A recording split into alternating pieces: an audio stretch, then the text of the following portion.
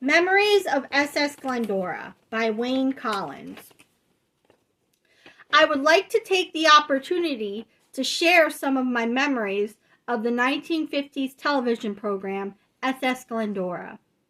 This children's program aired on WRGB Schenectady, New York, Channel 6, beginning in the summer of 1955. It was replacing a program called The Friendly Fireman. My memory of the very first episode of SS Glendora is very clear, as it was a very different type of program from any I had ever viewed, and also because it began in a different manner from any subsequent airings of the show. On this first episode, the camera panned in onto Glendora and her three chief mate guests standing on the deck of a ship, which was of course the SS Glendora. The guests were two boys and a girl. Glendora held a pair of binoculars and said, "The friendly fireman has left in his rowboat. Can you see him out there?" She then handed the binoculars to the first boy, who was obviously the youngest and smallest of the three children. He said no. She then handed the binoculars to the girl and asked her if she could see him too, which she answered no. When Glendora handed the other boy the binoculars and asked him if he could see the friendly fireman, he confidently replied, "Yep." Each evening, the guest crew members were dressed in uniform. The boys wore black pants with a white shirt and a black necktie, and the girls wore black skirts with a white blouse with a black necktie. Each child was fitted with epaulets, and the uniform was topped with a sailor hat. The hats had an intriguing feature in that each had a card with signal flags stuck in over the visor. These flags were hand-painted by Glendora and her family.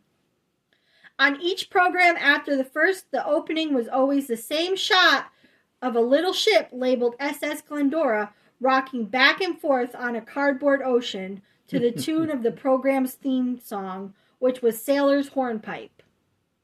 The camera then went to the deck of the ship, where each child would come forward, salute, and say, "This is Chief Mate John Doe or Jane Doe, reporting from Schenectady, New York, Troy, New York, Pittsfield, Massachusetts, Dalton, Massachusetts," or whatever the case might have been. During the first few episodes, at the conclusion, one of the boys would announce, "All hands on board, return to your station, back to your duties." This did not take place for the duration of the run. Eventually, the sign-off would be Glendora simply saying, "Smooth sailing." On the television screen, it really appeared as if they were standing on the deck of a real ship. The set was ingeniously designed and built by Uncle Jim Fisk of the Freddie Fryhofer Bread Time Stories children's program. The first few nights, the guest crew members were repeat appearances who were children of WRGB employees. After the first few episodes, many children had written in to request making an appearance with Glendora on the program. The guests were chosen by random drawing. It was later realized that one boy had wanted to be so badly on the program that he had sent in 100 postcards. He was Jimmy Talbot. and he's still on the phone today as a fan. He was invited to the program and worked behind the scenes.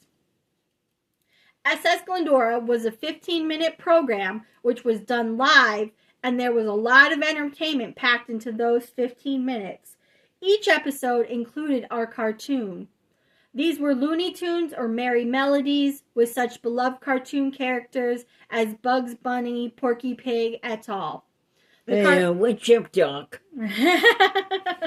The cartoon would have taken 3 or 4 minutes of airtime. Other activities might include Glendora seated at a small table demonstrating some trick or talking about one of her contests. For one contest, the first prize was an autograph from Perry Como. The second, third, and fourth prizes were carbon copies of the Perry Como autograph. The year was 1956, and this was the year that Perry Como had his hit record, Glendora. I'm in love with a dolly named Glendora. She works in the window of a big department store. Go ahead, honey. Glendora, the real one, was well aware of this recording, and I am sure that when any of her viewers in the viewing area heard the song, that they associated her with it. The young guests were always referred to as crew members, and very often Glendora would engage them in a quiz on a topic such as safety. When a question was answered correctly, Glendora would snip off a piece of her necktie and give it to the crew member who had provided the correct answer. There were also various giveaways which were given as prizes for the quizzes. On one particular episode, a boy had accumulated quite a pile of prizes, and Glendora asked him, "How are you going to get all of this home?" To which he replied, "In the car." She then responded, "I think you'll need a ditty bag, don't you?" This use of nautical terms pervaded the episodes, reinforcing the nautical theme of the program. Glendora created a fictional character named Molly Moe Hudson. At the time, I thought that this girl was a real person. Every so often, Glendora would read a missive from Molly Moe Hudson discussing such matters as a bee sting or some mischief in which she had been involved. There were no breaks for commercials. When a commercial for a product, such as Cocoa Marsh drink, was being presented, it was simply incorporated into the program. These are recollections by James Talbot, a lifelong resident of Pittsfield, Massachusetts. He's talking about when he was 7 or 8 years old and on beyond that, watching the SS Glendora television show on WRGV Channel 6 Schenectady. And here he is now, 77. Wow. In one particular instance, several pairs of sneakers were hanging from the ropes.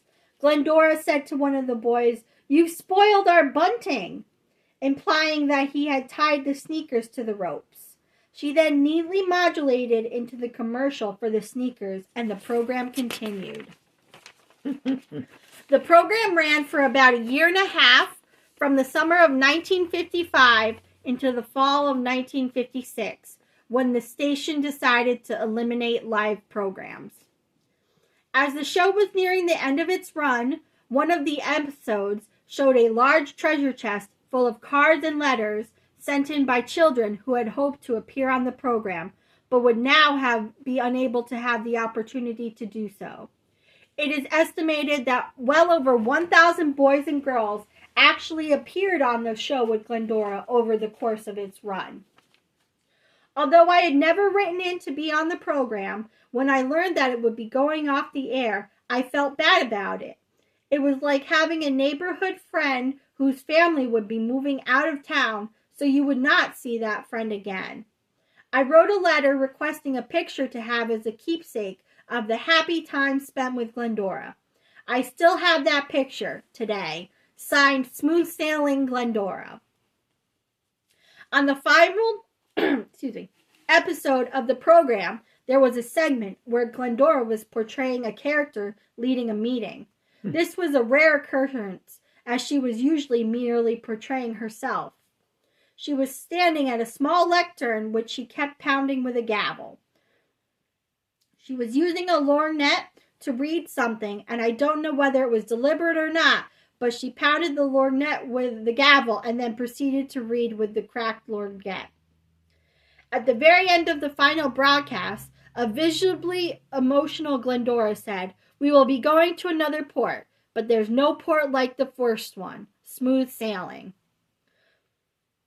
This ended an all too short run for a program which was very unique, the likes of which we had never seen before, and it's most likely safe to say will never be seen again.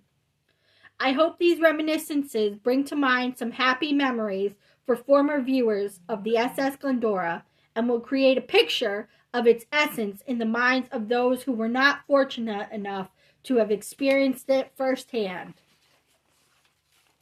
Wayne Collins, Pittsfield, Massachusetts. What an extraordinary remembrance, Wayne. You are to be congratulated. It was also this program, the SS Glendora, on WMUR TV, Manchester, New Hampshire, Channel 9. MUR standing for Murphy, Governor Murphy. And it was also on WBZ TV, Channel 4, Boston, the Westinghouse station.